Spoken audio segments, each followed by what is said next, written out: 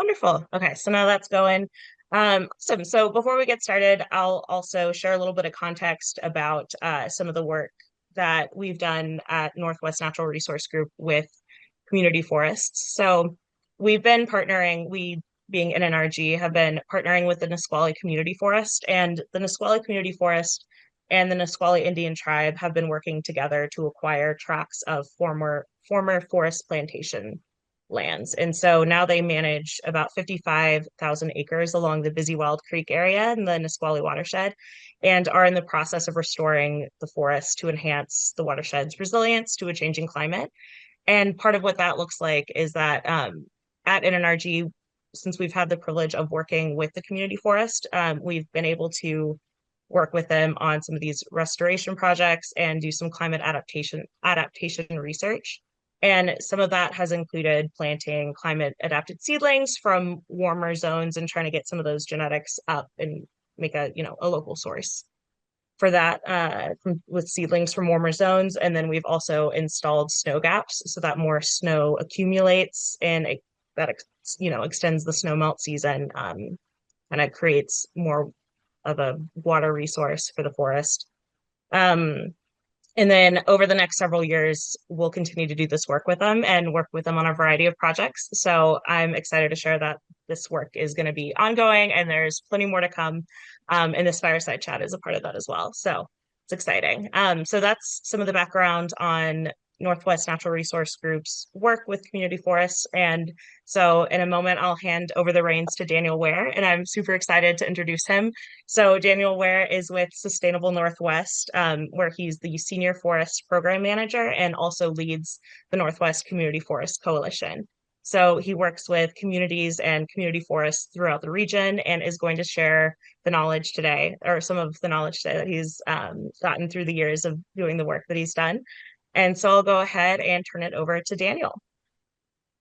Great. Thanks, Lauren. It's wonderful to be here and join and see some familiar faces. And for those of you who haven't met me, um, my name is Daniel and I work with Sustainable Northwest. Let me quickly share my screen. And I have also had the privilege of visiting the Nisqually Community Forest a handful of times while I've been in this role. And it really, truly is a pretty unique and incredible property. And I do believe that NNRG and the Nisqually Community Forest do host seasonal site visits. So keep an eye out for that through NNRG's website because I haven't been able to join those group visits, but they do look like they're a really great opportunity to learn more about a community forest on the ground. So I'll be joining today and speaking to community forestry in the Northwest. Sustainable Northwest, we are a natural resource-based solutions organization. We're based out of Portland, but we really work throughout the Northwest in rural communities that are seeking conservation efforts. Sustainable Northwest was founded in 1994 out of the conversation between private timber companies, conservation organizations, and public landowners throughout the timber wars. And kind of we came together as with attempting to create a unified voice and move forward some conservation efforts and make sure that forest management could proceed sustainably. Beyond my work with the forest program, we also have some programs within Sustainable Northwest that focus on wildfire resilience and post-wildfire recovery, as well as public lands, forest lands management. We also have a team that works on wood markets, so helping connect forest landowners and sustainably managed forests to timber and building production projects. We also have teams that focus on regenerative ranching efforts and connecting communities to clean energy sites as well.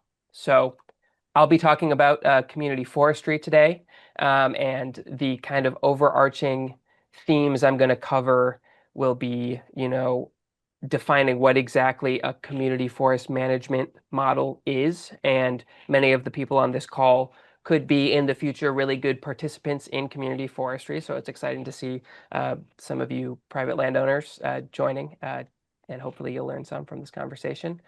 Within this, we're going to talk about active forest management versus passive forest management, and I'll highlight some examples of why communities are doing what they're doing in terms of their forest management goals. I'll also talk a bit about access and participation, and why community forests are defining and choosing different types of public access, and what that community engagement and participation process is. And I'll kind of wrap it up talking a little bit about what an engagement process could look like, when to start engagement, how to effectively engage when you have a community forest effort underway.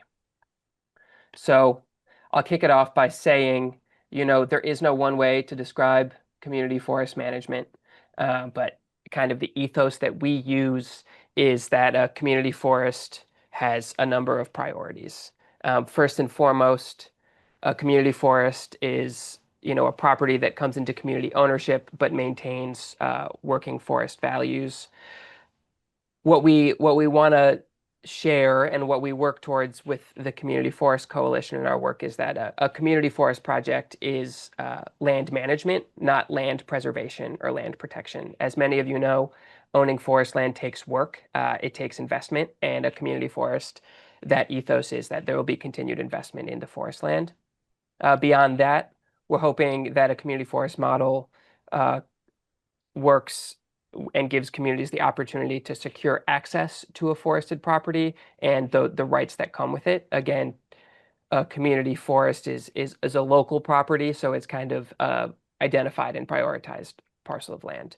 Beyond that, a community forest is going to be a property that allows the community to make management decisions, whether or not the community itself is the key owner, or there's a broader spectrum of ownership.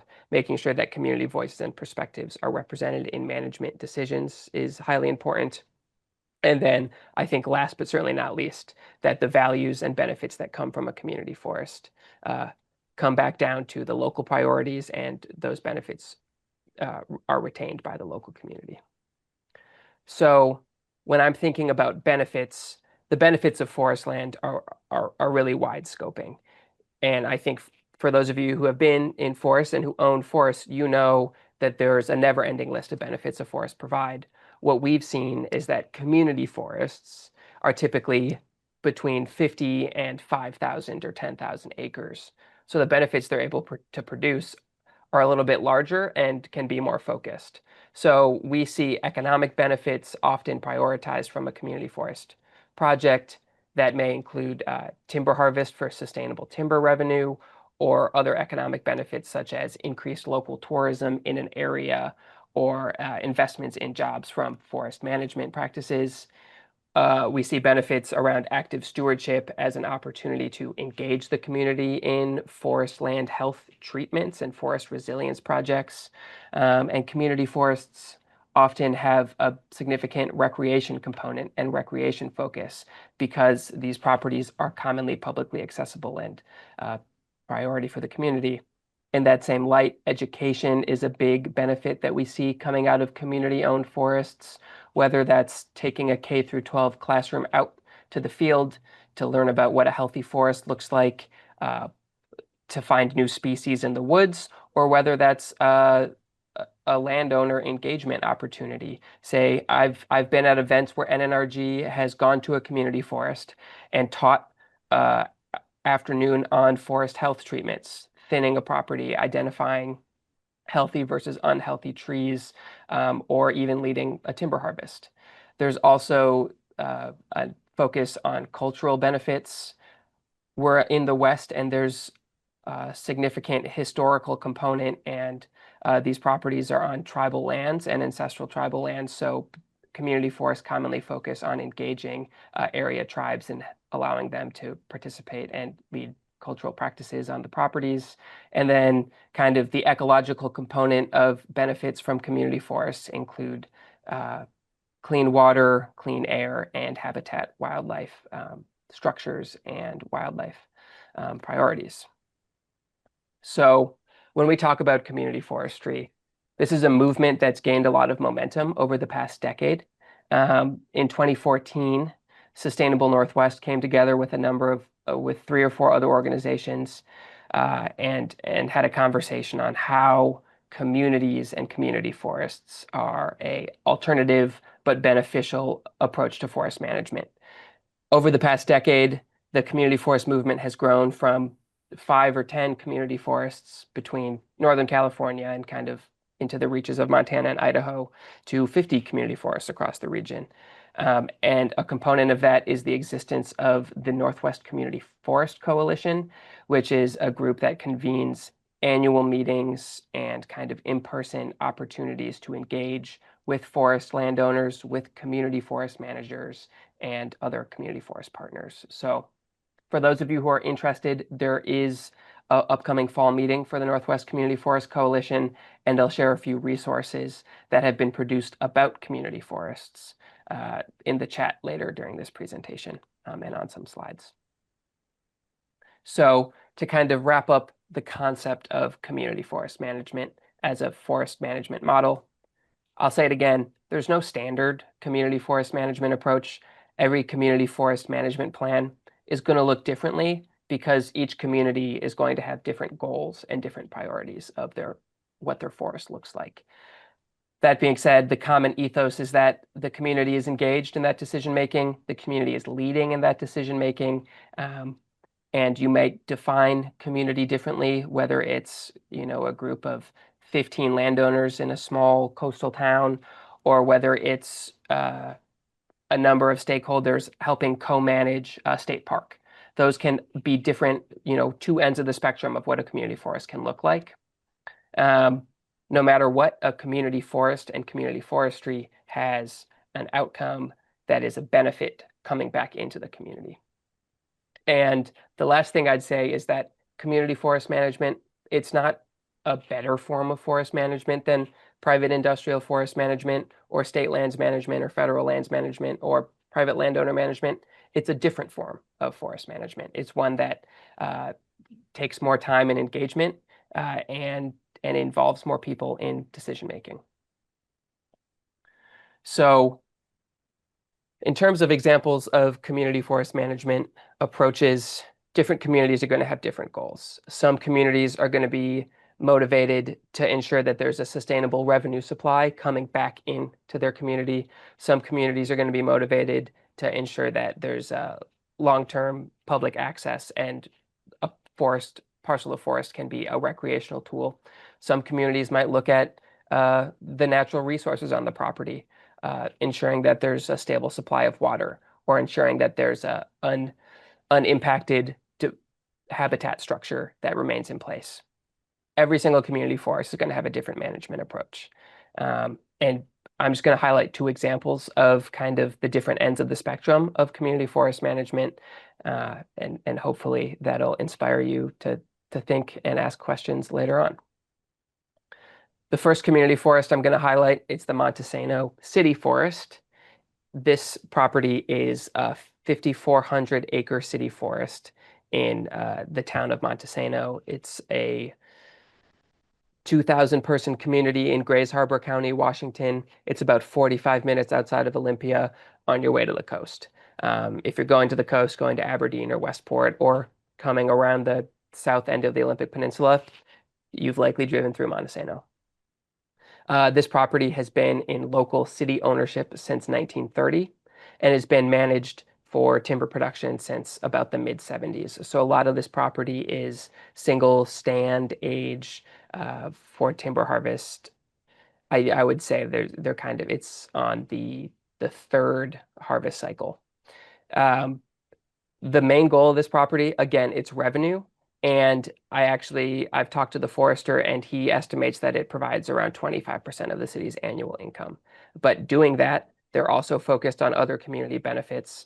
They've invested in a strong relationship with the neighboring state park, Lake Sylvia State Park, and they have an extensive trail system. So the property has around 30 miles of trails, and I think that there's been 38 uniquely identified hiking, biking, equestrian trails on the property.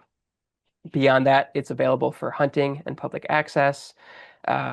And there's also an annual event that I've heard about that's a 50K fun run in the woods every winter. So while they're prioritizing an annual harvest of around 80 acres on that 5,400 acre property, they're able to balance a number of other priorities. Beyond that, the city talks about in some of their work, they talk about having expanded buffer zones and trying to balance, like, when they expand their buffer zones on steep slopes and by annual and perennial streams, making sure that they can kind of weave in the trail system as well, so that they're able to kind of double dip in terms of where they're investing the conserved space on the property. And I think the last thing I'd like to highlight from the Montesano City Forest is that they have a great relationship they have a city forester who every summer has one or two interns from the local community college to kind of help them learn more about what a career in timber management looks like and set them on the path towards becoming a forester into the future. So the way this forest and this community forest is managed and is through the city. So it's a public resource. And so while there is a forester who's staffed, at the end of the day, there's an elected city council and a city mayor who approves all management decisions of the forest. Of course, they have a forest plan and they have a history in place, but when decision making takes place around the community forest, it's all made and approved by city council. And so every year they've learned that there's a great opportunity to engage the city every summer and give a tour of the property, of which they invite local legislators and residents to see the property and ask questions to the forester. And they also host meetings and events, like I mentioned before. On the other end of the community forest spectrum, and okay, skip the slide, it is the Arch Cape Community Forest. This property is located in coastal Oregon in southern Clatsop County, and it's a 1,400 acre community forest with the goal of ensuring a sustainable supply of clean drinking water. So in 2016, the community it's about a 200-person community, their water district board came together and said, we believe that the best way to ensure a stable drinking water supply is by owning as much of our watershed as possible. So they fundraised, and over the span of 6 years, they came together and acquired this community forest. In that process, they developed forest management plans and recommendations of every step of the way, coming back to, is our recommendation for thinning, for roads maintenance, for public access, is our recommendation going to negatively impact our drinking water supply and availability? Of course, beyond those benefits of clean and abundant drinking water, the property is publicly accessible, and they went through a public recreation planning process. And the property is a great resource to the community. In the overall planning of the Arch Cape Community Forest, every month the community came together, and at their water district board meetings, they had a meeting agenda topic around the Arch Cape Community Forest as a way to make sure that all community voices were represented. And they also led continued community engagement processes that included multiple surveys and planning around the project. For both of these examples and both of these community forest examples that I've shared, they are both public entities, one of which being an elected city council and the other being an elected water district board. And those are two common scenarios of how a community forest is managed. But I also want to highlight that land trusts, conservation organizations, counties, tribes, and even states can manage land to be a community forest. But the examples that I've given are both public entities and public bodies. So the next area that I want to highlight is around community access and community participation.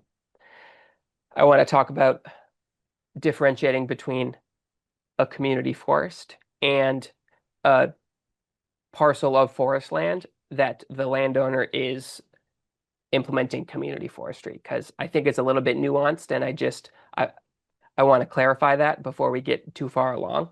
I'm also going to talk a little bit more about defining and communicating public access priorities and what that process looks like. And then I'll talk about how and when community engagement should start if you're pursuing a community forest project. So when we differentiate between a community forest and community forestry, it's a pretty easy distinction to make. A community forest is a parcel where the community has come together through a management entity, whether it's the city or a water district or a land trust. And they have said, we want this property to be a community forest, and our governance structure is going to take a structure that has a handful of different perspectives that make recommendations that are representative of the community, and those recommendations are going to be how we manage our community forest. A private timber landowner who is doing community forestry, it could just be one entity. Think your area land trust, maybe the Nature Conservancy, or your local county, and they may implement forest management, forest health practices, trail development that has a benefit to the community. So it is still community forestry, but at the end of the day, it's one entity making that management decision versus a broad suite of 3 or 5 or 7 different people, different perspectives informing that management decision. So that's the difference between kind of property ownership and decision-making structure. The outcomes are probably going to look pretty similar with a private landowner who's doing community forestry. The outcomes might not always be in lockstep with the community, but that being said, a community forest, even when the decisions are made and recommendations are made, not everyone in that community is going to agree with management practices that are going on. That's just the nature of public community engagement. And the last thing here is just that an engagement process, I have required in quotations, a community forest is likely going to have a more robust engagement process because they need to make sure all those representation is given to all community members. So moving on, when we're thinking about access, just like a forest management plan is going to look different on a property, so too is public access. The photo that I have here is a photo of Spence Mountain Community Forest. This is a property that is in Klamath County, Oregon. And when Klamath County came into ownership of Spence Mountain, they knew that there was a robust trail system that the community loved. And so they decided that their number one priority is to ensure that there's continued access and folks are excited and have the opportunity to use that trail system and grow that trail system. That might look different than a project like the Arch Cape example that I gave, or even the Montesano example that I gave, where while public access might be great on some parcels of that property, there could be an impact to different areas, or there could be a risk to allowing public access throughout the whole property. So what we've seen is we've seen community forests kind of in their planning identify different zones that allow different levels of public access. For example, there could be a community forest that chooses to, in one section, allow motorized vehicle access, think ATVs, while in another section of the property, allow mountain biking access and hiking access. And then a third section of the property, allow for horseback riding to make sure that across the property, everyone is enjoying the access that they have and the trail use that they have. Another example could be, again, Arch Cape, it's a water district. And so because their goal is ensuring clean and reliable drinking water to the community, public access, while it's allowed on the property, they might want to limit certain areas where people are going because if there's too much public usage right next to the stream that feeds their water supply, there could be erosion into the stream. And so maybe there could be a recommendation there of we're going to minimize public access and mountain biking or additional trails when we're close to the drinking water. And then as it moves away from the watershed, as we're getting farther away and there's more trails and less steep slopes, maybe we can have more trails. Maybe we can allow horseback. Maybe we can allow hunting in the broader edges of the property. There also may be access issues when it comes to funding. Some projects, community forests are large land acquisitions, and so the projects are hard to fund. So there could be a project where they used a funding from one agency to buy one parcel, funding from another agency to buy another parcel. So there might be a priority habitat that's in the upper reaches of a community forest where the community has to say, hey, we can't allow public access here because the funding restricts it and because we don't want to have access close to the spotted owl habitat, or we don't want to have access where there's potential marble murrelets. So that funding restriction might also come into why access looks different on a project. And then, kind of health risks. Of course, as you all know, you're forest landowners or you're involved in forest land. If there's a risk of fire, I think community forests across the board will say there's no access allowed during fire season, or there's no access around when there's an east wind event that's taking place that could uh, lead to a fire. And communities commonly don't allow camping on the properties just for that reason, because the different types of access that they allow or don't allow make it easier or harder to control the negative impacts of public use. So when we think about how to engage, one sec, I think my slide is taking a second, but the next thing I want to talk about is how to engage. There we go. So there are a number of different ways to set up an engagement process, whether it's through a defined governance structure that's representative of a wide array of stakeholder groups, or whether it's through a publicly elected body, like we talked about before with the city council or water district, or whether it's through a forester and then having folks fill out surveys and work directly with the forester. There's a number of different ways to engage the community, but what's also important is thinking about what community planning looks like. Are you working with a group of community members that are all located in the same place and is easy to get around and is easy to bring people together and have a community meeting forum in person? Or is it easier to have all the different representation of the different audiences fill out a survey and then take the results of the survey and present that back up to folks making management decisions? I think it's important to decide what the best approach is for community planning early on in the process, but it's also important to be flexible. If you think community engagement at a standing monthly meeting is the effective way, but then you're only finding 3 or 5 or 7 people are showing up to those meetings, and you're hearing the same voices over and over again, it might make sense to then include a survey to the larger community, to the folks who might be around and be interested, but not able to make those meetings. So making sure that you have some flexibility in your community planning is important. One example of successful community engagement was through the Chimacum Ridge Community Forest, which is a project that NNRG has been involved in some of their forestry management.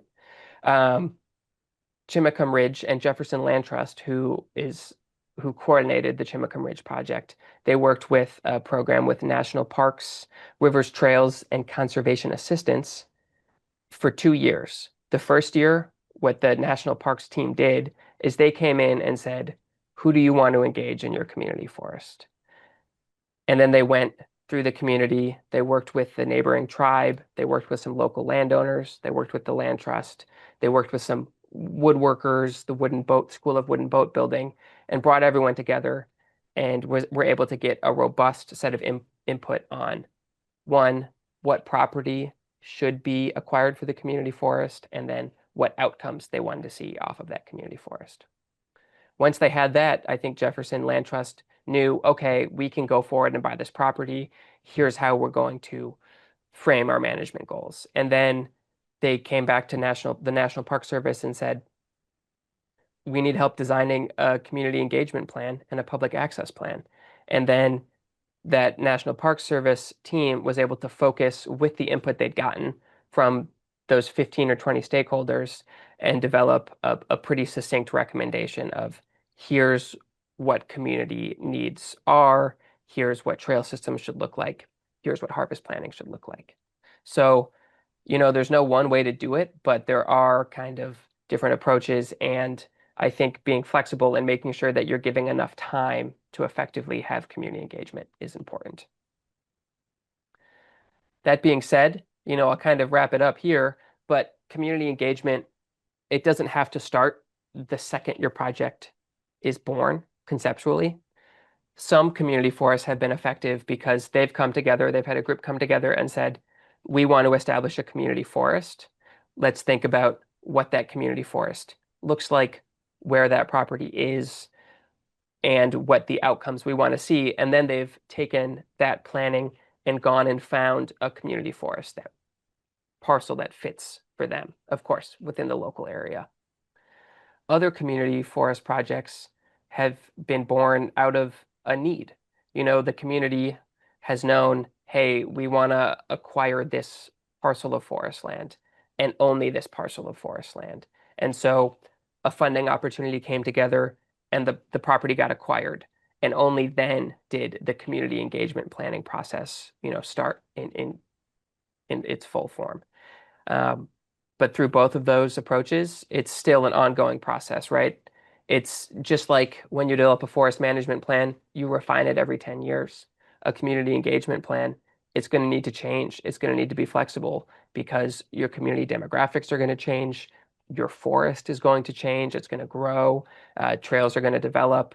Trails are going to see less use, and roads are going to need to be monitored. So making sure that there's an ongoing community engagement process is important so that nothing gets kind of stale and you see some perspectives not being represented in the community management process. So I'll wrap it up here. For those of you who are interested, there are resources out there about community forests through the Northwest Community Forest Coalition. We did some work over the past year to develop a story map project, which walks through a number of different community forests and what their priorities are, why they exist, who they impact, where they're located. And the Community Forest Coalition has also developed a set of videos that highlight individual properties and individual management approaches. So I'll share those links shortly. And then I also just wanted to highlight, for those who are interested and nearby, we are hosting a 2-day community forest in-person meeting in Montesano, Washington. One of those days will be a site visit to the community forest that I highlighted earlier. And then the second day of that meeting will be a set of conversations around how community forests can support the local timber economy, how community forests and other public and private landowners can co-manage properties together, and then other funding and advocacy opportunities that exist for community forests. So with that, I'm happy to stop talking and opening it up for questions. I have not been following along in the chat, so Lauren, if you want to start shooting some questions my way, and I can stop sharing my screen in just a second. I had a question about Arch Cape. Yes. So I have property in, well, a building in Aberdeen, but I go through Montesano often. So the Water District Board manages those 100 acres. Is that about 200 people purchased? So 200 yeah, so people the purchased that 100 acres. Great question. So the Arch Cape Community Forest is a 1,400 acre property. Oh, I misunderstood. That is, okay. yeah. So that's 1,400 acres. Yeah, it's right. a small town. The watershed is behind. They're on Highway 101, so the watershed is up in the hills behind them. Okay. And so the water district got funding to acquire the watershed through a couple of different sources. Yeah. Because that's the biggest thing. How do you get enough money to buy something and make it? Yeah, and believe it Sustainable. or not, timberland is not getting any cheaper these days. But there, at least in the recent past, there's been some good state and federal funding that's been available for community forest projects. Oh, wait, I'm so sorry. Okay, the 5,400 acres was Montesano. Yeah, The Arch Cape was in Oregon, and that was 100 acres. 1,400 acres. Oh, it's 14. Okay, I missed. Okay, so yeah, these are larger pieces than I was thinking of. We have seen community forests as small as 40 to 100 acres. Um, I'll share the link to the story mapping project, and you can kind of dive in. But there's community forests that are as small as 40 acres that, rather than focusing on timber revenue, they tend to focus on community education opportunities Right. and And things you like just that. need someone to buy it. Yeah. Or, sometimes properties like that, it's in a family ownership and there's no longer a family to manage. And so they donate it to a community forest or 501(c)(3 county. Okay. Yeah, these sound fantastic for, man, I'll look on your website and learn more. Yeah. Just so you all know, I am a volunteer with Legacy Forest Defense Coalition, but we're actually trying to have DNR not log not have as many timber sales of public lands. And it's only the trees that are 100 years or older that we're trying to protect. And Grace Harbor has 830 acres that it would be nice if DNR would leave those successional forests that are going to be old growth alone, but somehow they want to log everything. Are you familiar with Legacy Forest Defense Coalition? I think I've met some folks who've worked with you or kind of been partners on some projects. .org. It's a nonprofit. Yeah. Yeah, I think, as it relates to community forestry, one of the things I come back to is having the community voice and the community perspective, making recommendations and advocacy. It doesn't have to be around land management, but if you're able to get the local community to come forward and say, here's how we want to see this forest land managed, I think that's what's most effective. Independent of how DNR is managing their forest land, I think that community engagement is a vital aspect, and that local community is really important in making sure that where forest management is taking place in an area, the perspectives of those community members are, being met or at least being heard. And do you talk to people like Green Diamond, who has 2 million acres? They just logged 50 acres next to mine. I only have 19, but they logged 50 acres. And then Port Blakely, so that's private land. And then they spray it with glyphosate. But it would be really nice if they could, these Sierra Pacific, these private landowners that are in Western Washington, could do some more community forests. And instead of just having it be so plantation bleak out there. I have a question. Yeah, go for it, Harry. I am involved with the nonprofit Propagation Nation, and we promote coast redwoods as a timber crop. And our board is looking into the possibility of purchasing a piece of land because a lot of our customer base they want to contribute to planting trees, but they don't have access to land. So this idea of a community forest, you said that there might be the potential for grant funding to purchase land for a community forest. Can you say more about that through the source or how that works? Yeah, so just so you know, I don't have to get too much in the weeds. I'm a grant writer by profession, so I'm pretty aware of the processes for grants but I didn't know there was anything potentially available for a nonprofit to acquire a forest land for community forest. Yeah, there are a number of opportunities, depending on where you're based. The state of Washington has a program managed through the Washington Recreation and Conservation Organization. They have a community forest program. That program is available every 2 years, so every biennium, and there's a lot of demand for it. They typically fund 3 to 4 projects, and they can fund up to $3 million a project, but they get probably 10 projects that are putting in applications. So it's competitive, but it's a big funding amount, and they've had a lot of really successful projects. The Chimacum Ridge project that I mentioned being one of their first projects. Awesome. Federally, there is the Federal Forest Legacy Program, I which used is to manage that. yeah, okay. So that one has supported community forests in the past and likely will in the future. And then there's the Community Forest and Open Space Forest Service Grant Program, which is a smaller scale funding, but has funded up to $500,000 annually. I hesitate to make any predictions as to what federal funding looks like moving forward, because I know Right. there's some consolidation with the Forest Service, but I do know the state programs are tried and true.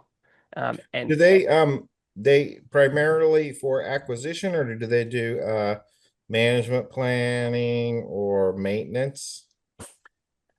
yeah, so the programs I mentioned are mainly for acquisition, and one of the pillars of community forestry that I mentioned is that there is a project is hopefully able to sustain itself and its management costs on harvest revenue or other revenues. So the community forest kind of the movement is less focused on advocating for what we think about as operation and maintenance expenses. Of course, these projects all do need that funding, but the hope is that if a project gets funded for acquisition, then there's enough timber on the property to sustainably manage and make sure that they are getting enough revenue to do the ecological So forest. do you see nonprofits purchase Yes. manage community forests in and of Yes. themselves? So they would be Yes. the governing body. Okay.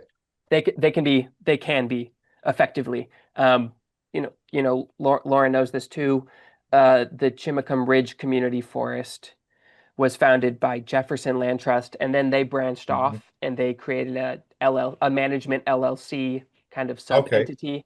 And the Nisqually Community Forest is co-managed between the Nisqually Community Forest, which is its own 501c3, and the Nisqually tribe.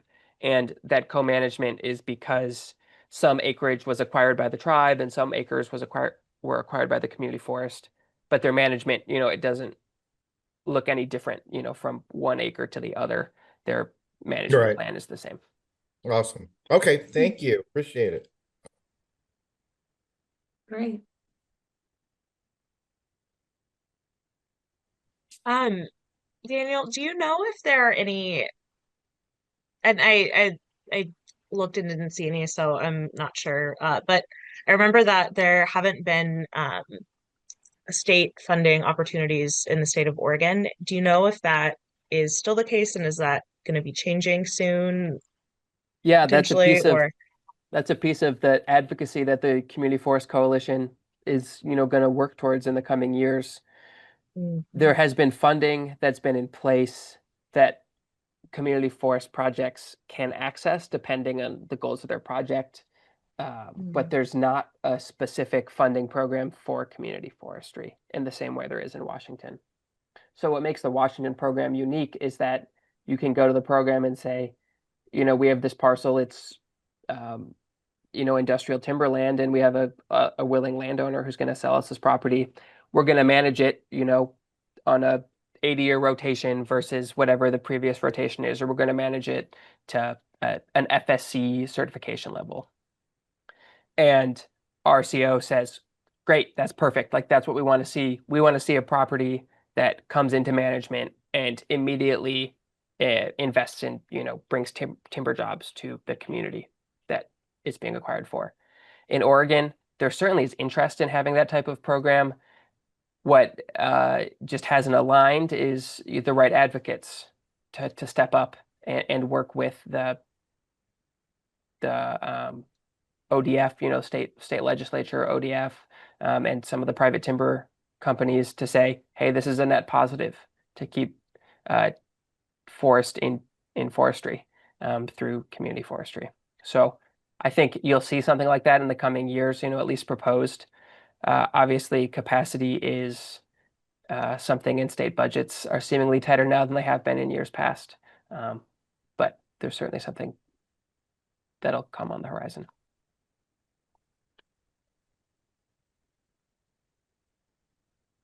Oh, And William, I see that you're talking, but I think you're muted.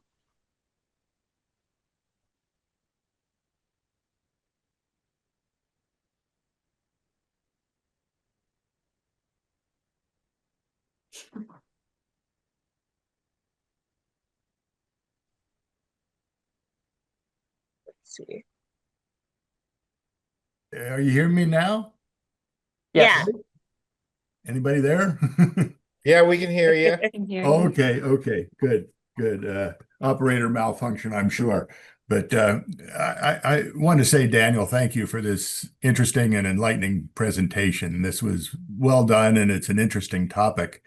My question is probably way too narrow to hold the interest of anybody else here, but I live in a community homeowners association of 1,300 members, and the association owns a community forest of 150 acres or so around three small lakes, and a large portion of that community forest would fall under shoreline management or wetland buffer boundary purview. Uh, I was wondering, are there opportunities for something like a homeowners association to have a more formal uh, recognition of the community forest? It's a beautiful forest. A lot of these trees are uh, probably legacy trees, and just about all of it's far over mature, predominantly Doug fir, but we have a lot of other things, mixed stands and stuff. And it's mixed use. I mean, obviously, there's a lot of recreation and things that go in it, but I'm trying to convince my homeowners association board that they would profit from managing this beautiful piece of forest, but they seem pretty reluctant so far. And I was just wondering if you're familiar with other homeowners associations that might have adopted this route. I can't say that I've heard of a homeowners association owning a community forest, but that's not to say that it can't be done. Hmm. I think that this the structure, and I'm not in a homeowners association, but I would assume that there's a homeowner HOA board that you're Yes, working with. yes, And so yes. I think that you at least already have a loose governance structure there. And you have a very well-defined community. So in terms of formalizing it, I think that it wouldn't take much. It would take maybe developing, well, first and foremost, making sure there's interest there, but developing a forest management plan, which I don't think are very expensive. It's kind of a $5,000, or again, I defer to Lauren because NNRG makes a Mhm. lot of really good forest management plans for community forests. Um, and then, on the top of that plan or at the HOA website or, wherever saying like, we're the proud owners of a community forest. And you don't even need to do that uh, to manage for community forestry, right? Like that was that Mhm. differentiation that I made is you could call yourself a community forest, you could be doing community forestry. And it sounds like that parcel, even though it's probably there's not a ton of active management going on, it's providing community forest benefits. Uh, it's not providing timber revenue benefits, so that's an aspect that maybe a forest management plan could could end up prioritizing, but for the time being, it sounds like it's, for all intents and purposes, it's on its way to being a community forest. Thanks, Daniel. Yeah, cool property. Mhm. I'll try and make it down to visit sometime. Just let me know. Yeah. Clear Lake in Thurston County. Mhm. Okay. Yeah. Oh, Thurston County, yeah, that's a pretty good size population. So it'd be Yeah. nice to have a Mhm. place to forest bathe, right? Mhm.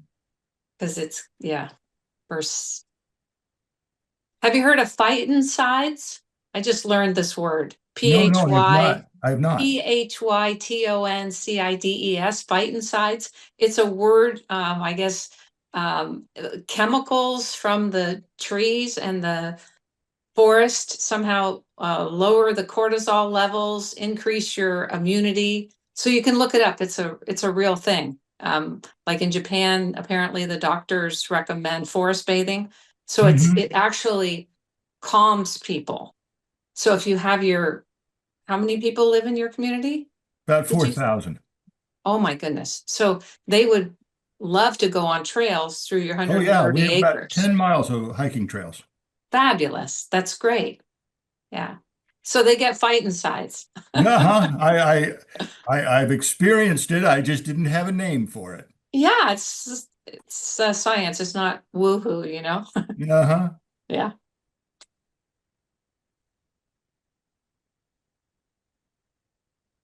Well, great. Any other questions that folks have for me? It's been a pleasure presenting for each of you. Yeah, thank you very much. I'll look at your website. Nice spending time with you, Daniel.